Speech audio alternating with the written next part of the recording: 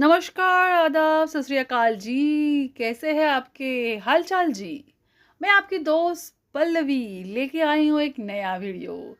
आज हम सीखने वाले हैं जैसे कि आपको बोलना है। जहाँ तक मुझे मालूम है वह शादीशुदा है। जहाँ तक मुझे पता है हम पहले कभी नहीं मिले।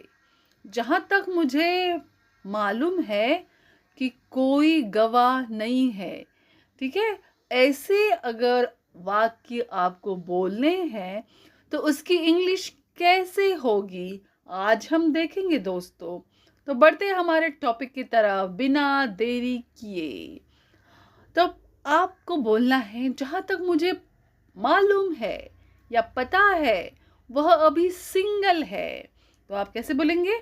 As far as I know, मतलब जहाँ तक मुझे पता है मालूम है। As far as I know he is still single. ठीक है। नेक्स्ट सेंटेंस, जहाँ तक मुझे मालूम है उन पर कोई दबाव नहीं था। As far as I know there was no pressure. जहाँ तक मुझे मालूम है वे अब भी साथ है। As far as I know they are still together.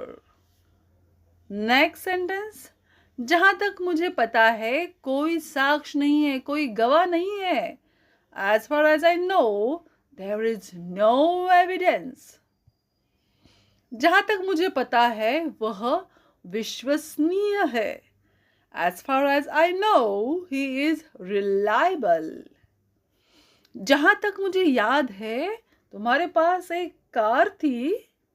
As far as I remember, अगर आपको बोलना है जहां तक मुझे याद है, मतलब as far as I remember. Remember हम याद के लिए लाते हैं।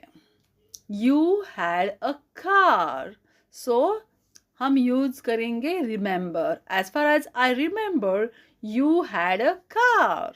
नेक्स्ट, जहां तक मुझे मालूम है वह शादीशुदा है। As far as I know she is married. जहां तक मुझे मालूम है वह शहर गया है।